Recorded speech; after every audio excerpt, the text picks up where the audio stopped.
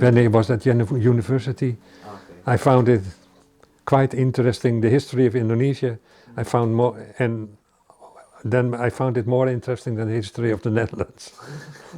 Because it's, yes, it's a bit, Dutch history is a bit too small and not so interesting and fascinating and revealing as the history of Indonesia.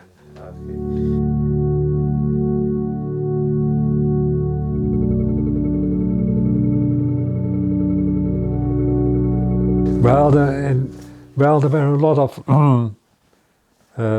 of special moments in my research period. One of the first was that I found out. Well, he was at a school, at a teachers' college in Haarlem, and he was in the class with 24 boys, and I was able to find a list of addresses of these boys in the archives of the school, the teacher school, and I was able to find about 10 of his classmates of Tan Malaka, and I wrote to them and I asked them for their memories of Tan Malaka and special things, and one of them told me that he had still letters of Tan Malaka written during his period in the Netherlands, and after that from Delhi and from Java to this friend on his experiences there. And yes, I went there, of course, and then he showed me all these original letters of Tan Malaka, which he had kept for about 50 years, and he said, you can use them. Wow. And they are included in full in my first book on Tan Malaka. And yes, this was a very great find. And at the Upacara, at my PhD defense, he was there and he came to congratulate me, and then he gave these letters to me as a present. Wow. So there's still one floor up, these original letters are still there.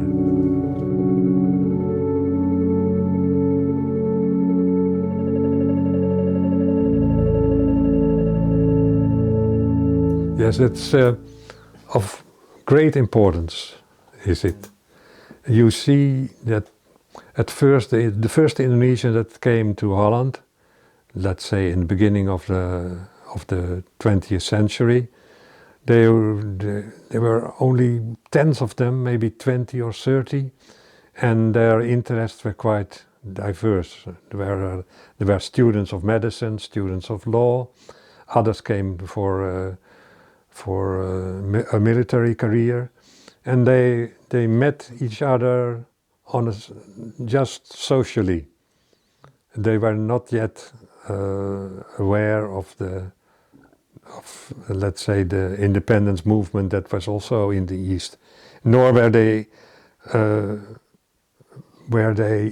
nor did they see Indonesia as a whole. They saw Indonesia as a number of islands, which by chance were ruled by the Dutch. So there was not a feeling of Indonesianness among them. That only started slowly in the let's say in the 20th century, 2012, 2013, 2014, when nationalist leaders like Suwardi Suryaningrat and Cipto Mangunkusumo were exiled from Indonesia because of their actions for the Indische Partij, who was the first party that wanted independence for Indonesia, and on a multiracial base, not just for the whites or for the Indos, for all the inhabitants of Indonesia. And they were active, but they were banned. But here in Holland, they of course didn't lose their ideas, and they influenced the Indonesian students that were here in a radical direction. Among these were, for example, also Dahlan Abdullah and also Tan Malaka, who was here in these years. And when they went back, and then after the end of World War I, there came a whole stream of Indonesians from Java and other islands that came to Holland, especially to study law. And among these were a number of well-known nationalist leaders later on, and especially Hatta, who was the main person in this group. And they radicalized. And at first, and for the first time, you see nationalism as a principle of the resistance towards the Netherlands. And Hatta and his friends like Ali Sastrawijoyo, Pamontjak, and many others here were active, and they radicalized, and they were also active in this in de Indische vereniging, Perhimpunan Indies, and they started to change this organization into a radical direction, and then it became the Perhimpunan Indonesia, which 100th birthday we celebrate today. Hatta and his friends were of an enormous influence in the nationalist movement, because they did stress the unity of Indonesia, and didn't before them there was organizational activity, but it was in Indonesia, but it was all Javanese, with Budi Utomo, and there were Sumatran groups, Minahasa, and so on. They didn't see Indonesia as a whole, but when representatives of these islands came to the Netherlands, they saw, well, we had a lot of differences in Indonesia itself, but now here we share a lot of things which makes us aware of the fact that we are one nation, that we have one language, that we have one flag. You see also already the Sumpah Pemuda reflected in the actions of these men. With Hatta in the forefront, they were quite active and influenced also the development of politics in Indonesia. You can say that in the 20s, the main strength of the nationalist movement was not in Indonesia itself, but in Leiden. And that's why Leiden was called the cradle of the Indonesian movement. And when you look, for example, at cabinets of independent Indonesia in the 1950s, you see that almost half of the ministers, had studied in Leiden. And that's a very curious development. But what was important in these years too, that the difference between democracy in the Netherlands and repression in Indonesia. For example, Hatta was arrested in 1927 in The Hague because of his activities to activate nationalism, and the Dutch police even said he was influenced by communists. Then there was a court session, and then Hatta made a speech, and he was acquitted. He was not given a sentence and freed, and that was for Hatta an eye-opener, as it showed the working of democracy in the Netherlands, because at almost the same time, Sukarno, on the same charges, was arrested in Indonesia. And Sukarno, well, he was also brought before a court. He was given a sentence in a very partisan way, and he was locked in jail in Bandung, while Hatta was freed after his after the court session in which he took place. That was quite a difference between democracy in the Netherlands and democracy in Indonesia, and it goes without saying that the Indonesians in the Netherlands said that the example of democracy in the Netherlands should be followed in Indonesia, but that was not the case, because the Dutch were too eager to cling to their power, and the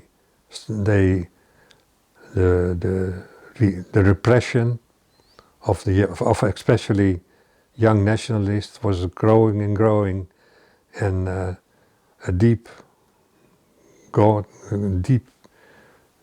contradiction between these two was there, and to develop further.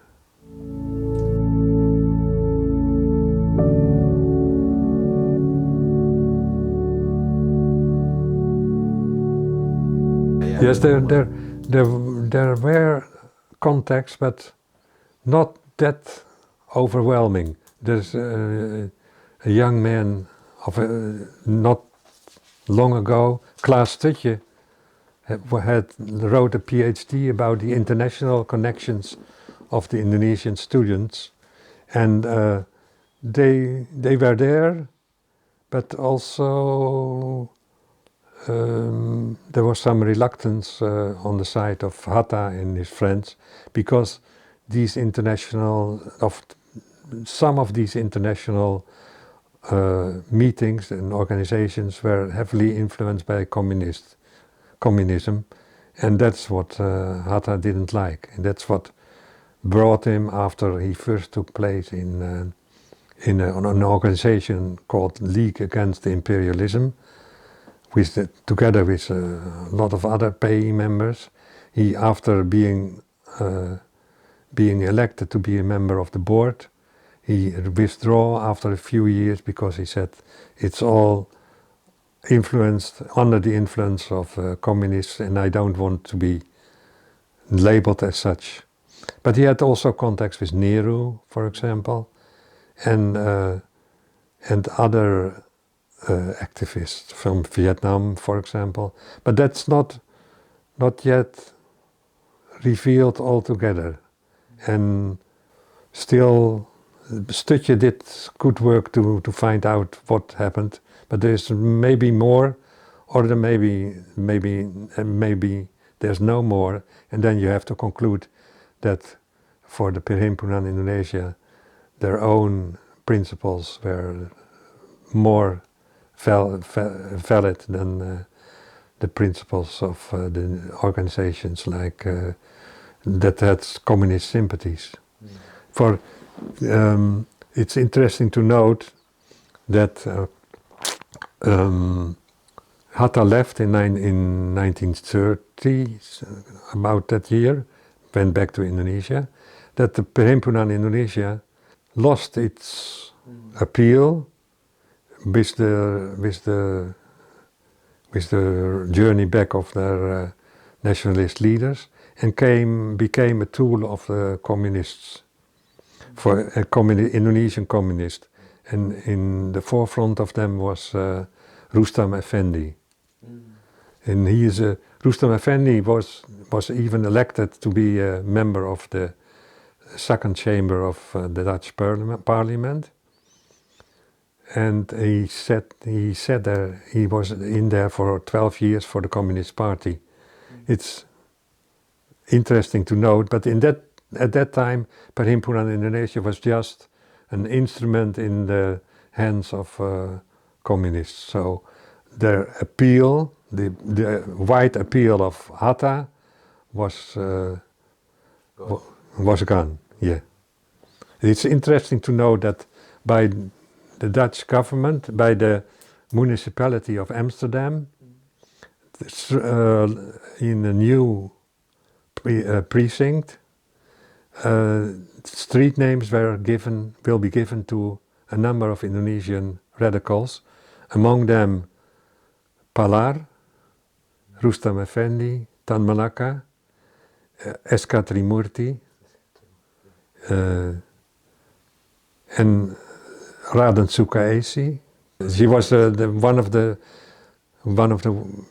rare women in Bovendiegel, and there's still a few others. But that's an interesting breakthrough that in Amsterdam these radical fighters against Dutch imperialism have been given a name. Sukarno still was not there. That's too difficult still.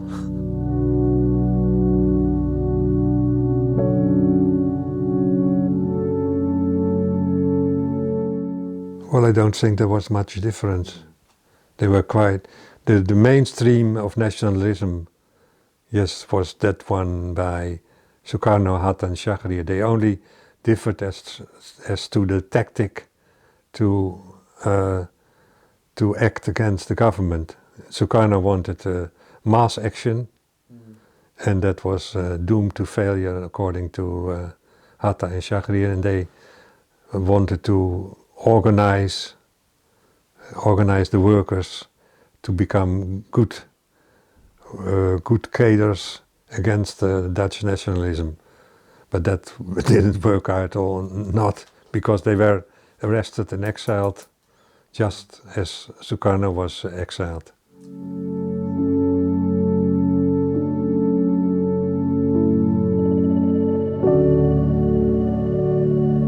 Yes, I've seen some of their activities, and I've taken part in some of these activities too. Also in placing a memorial stone in the house of Hussein Jayaniningrat.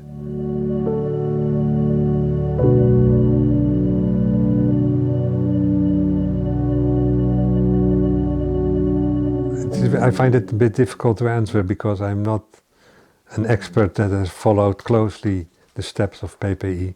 But I think one of the tasks is to hold alive the memory of the actions of Indonesians during the colonial times. For example, with this Hussein Jayaniningrat plaquette and other public reminiscences of Indonesian nationalism. That's one of the tasks, and I suppose it's important for the students to have a meeting point where they can exchange their experiences.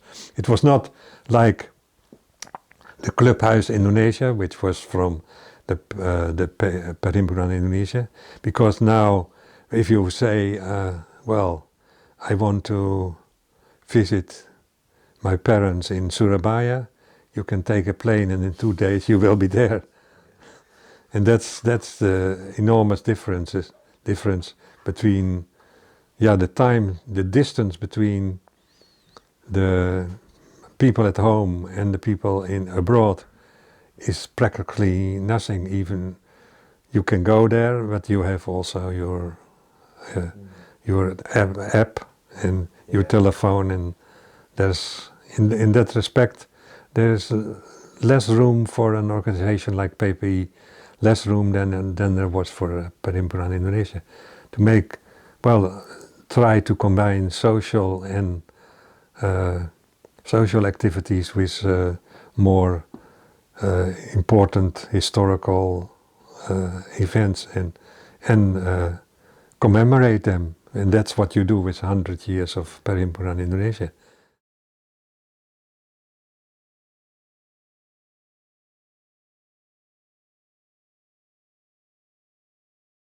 Another very difficult question. Yes, I think what I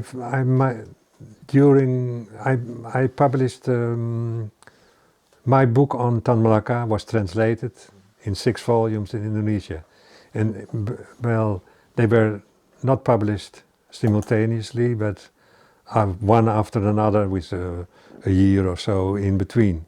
And every time the book was ready, I went to Indonesia and gave a lot of lectures about the book, and the interest of students in what I told was extremely great. And there were every meeting there were hundreds of students present, and they had a lot of questions to ask, and a question that was also, why did you have to write this history of Indonesia, and why wasn't it an Indonesian that did it?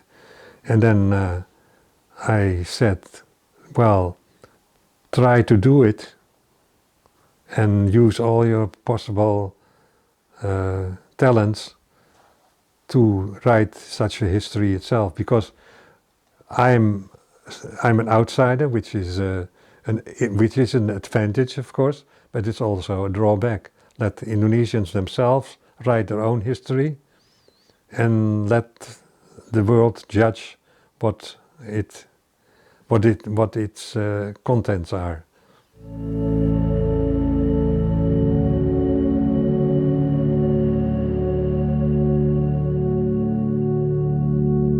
Well, there's a tendency to forget history, but I think history is the all necessary basis of knowledge for the present. You can't have a present without a past, and that past will learn us a lot of lessons. And so it is with Indonesian history. And in Indonesia, it has been slow in developing because of the contradictions that were there during the Orde Baru and in its aftermath, which made it for a lot of students and teachers difficult to write about their own history. And they probably should do their best to use the present situation to write their vision of history and persons playing a role in history.